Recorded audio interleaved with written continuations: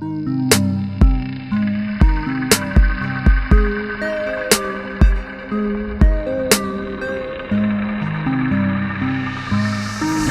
asshole.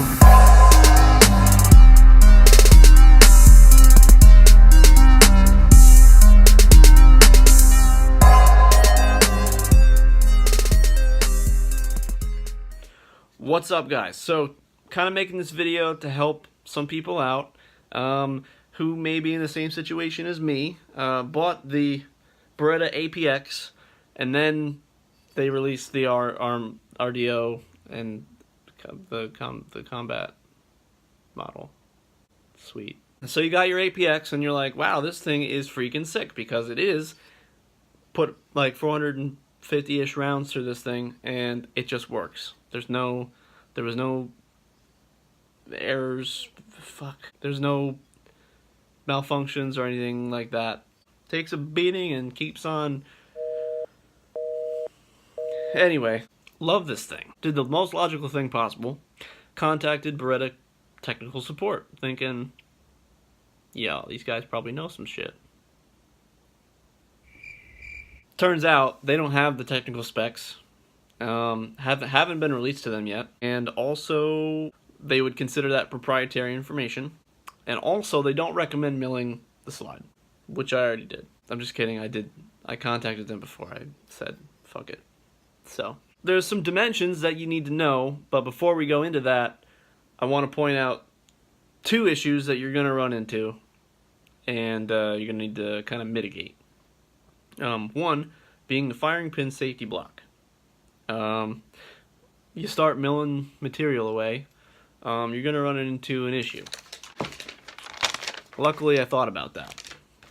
Now, I'll follow up and let you know how that works out, but I got a pretty good idea.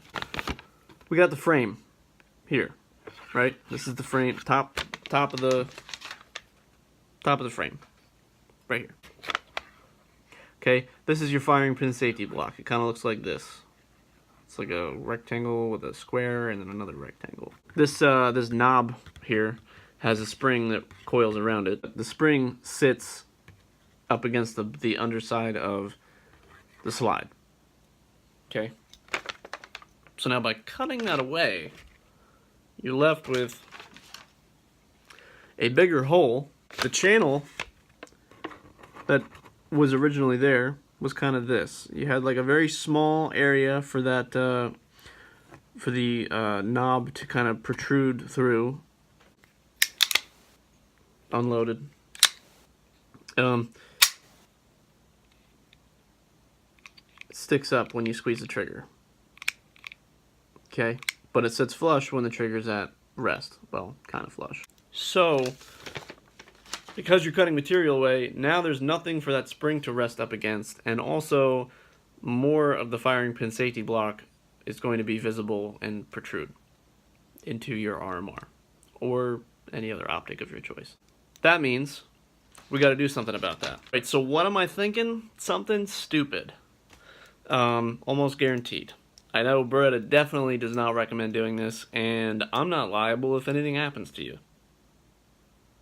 Internet. Machining down that firing pin safety block so it doesn't protrude when the trigger is pulled.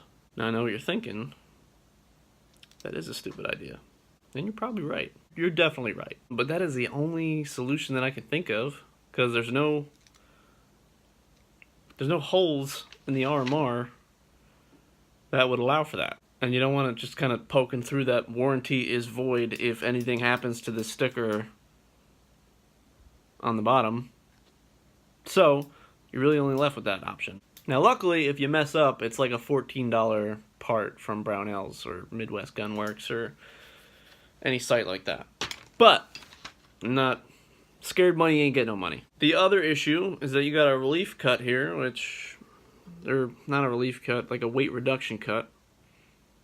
And that kind of FC in the A a little bit, because, well, let's jump into the dimensions. Again, take these with a grain of salt. If you have, a decent set of calipers, I recommend measuring them for yourself. Bottom of the slide to the top of the slide. Okay, Overall dimensions, 821 thousandths of an inch. Okay, now the relief cut, why do I keep saying that? This reduction cut is 678 thousandths of an inch. So, yeah. We went to a depth, for the actual RMR cut itself, we went to a depth of 125 thousandths, which leaves you with, well, leaves me with 18 thousandths worth of material. And to put that in perspective, that is 6 sheets of paper. Nice. Yeah, that's roughly that much worth of material. Not a whole lot. So, what you have to do, now, if I was to do this again, definitely wouldn't go down that far. But, I mean, it's cool to know that you can get that much material out, I guess, if you want to be an optimist about it. I mean, it's cool that I have, like, a legit-ish RMR depth. I wouldn't go down that far if I was to do it again. Actually, I would recommend probably only going the depth of the dovetails, which I believe, grain of salt here, about like 70 to 75 thousandths. Just a little bit more meat left. So what you're gonna have to do regardless, because the screws for your optic will go into this channel here, is make a lug. Some sort of additional material to put in there that you can drill and thread, so it has something to grab onto. I'm just gonna have to make this entire channel a lug, pretty much. So yeah, I mean, there's a couple things that you gotta think about and take care of, but you know, I don't see it as impossible. You know, it just takes time and, you know, a little money and resources, but I'm gonna do a follow-up to let you know how it works out, but I don't see it not working out. Those are the only two things that I can see for now that you kind of want to look out for, but you know, I think it'll work. I have hope. Yeah. Yeah. Look at this. Look at that. Look at that. That's gonna look so cool. It's gonna look so badass.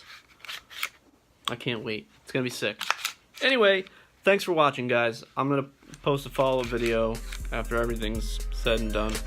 And maybe some range footage. I suggest you say it now. Not like this.